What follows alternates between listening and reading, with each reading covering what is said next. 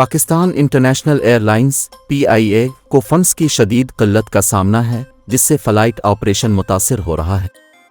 ज़राए के मुताबिक PIA को पाकिस्तान स्टेट ऑयल (PSO) से तैयारों के लिए ईंधन मिलने में मुश्किलात का सामना है, जबकि फंड्स की किल्लत के बाइस कराची से फैसलाबाद, इस्लामाबाद और लाहौर की दो तरफ़ा परवाज़ें मनसूख कर दी गई हैं।